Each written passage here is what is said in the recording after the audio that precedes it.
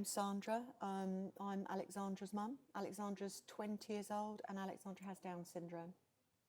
Hi, and I'm Susan, and my daughter Emilia also has Down syndrome and she's 20. Very much looking forward to today. Yeah, honestly, it's a great opportunity, I think, for our young people. I think to have the chance to be involved in filming in a proper film studio is amazing. But I think the opportunity for the audience, other young people with Down syndrome or older people with Down syndrome or their parents and carers, and also other young people, I think, with learning disabilities, to see somebody with a learning disability on screen is so powerful. Very powerful. And to hear them speaking It's got more meaning, hasn't it? has, Rather than if definitely. it was coming from us, Yeah. actually coming from somebody with a learning disability. Definitely. And it might not be the eloquent script that we would say, but it is so much more personal. Definitely. More relatable, I think. Definitely. I think from Alexandra's perspective, she'd love to be on stage. So I think, again, having the opportunity to do something today is really good for her on a personal level. And what's been really interesting is the areas that have been covered today or over the last couple of days is about relationships and how to use your mobile phone safely. I don't know about you, but those are subjects that we're having to talk about all the time, and they're a battle. Oh, they are a battle. And I think going into adulthood for somebody with a learning disability, there's so many challenges for anybody going into adulthood, but I think somebody with a learning disability, those areas are so tricky and so complex, aren't they? Yeah, they are. And I don't know about you, but I've been trying to find information online, and there is information available, but it's an absolute minefield trying to find that information easily. And it's not relatable That's either, right. is it? No. And that's why today I think is so important. Definitely. Alexandra had what I would class as a proper boyfriend. She had a boyfriend where, again, she'd met him at school, lovely young man. He had his own learning disability.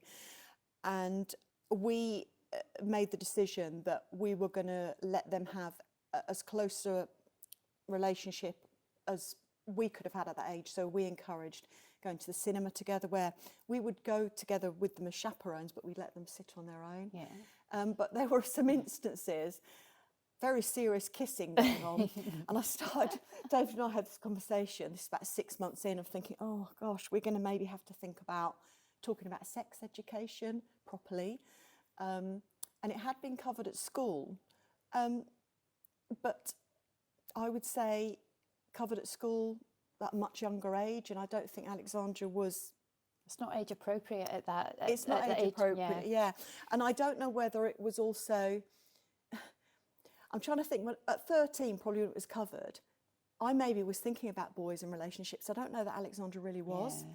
But, you know, go ahead now to 17, 18, Alexandra's thinking about because relationships. they've got that situation. It's there, isn't it? It's not an imaginary situation when you're at school and you're talking about it. That's right.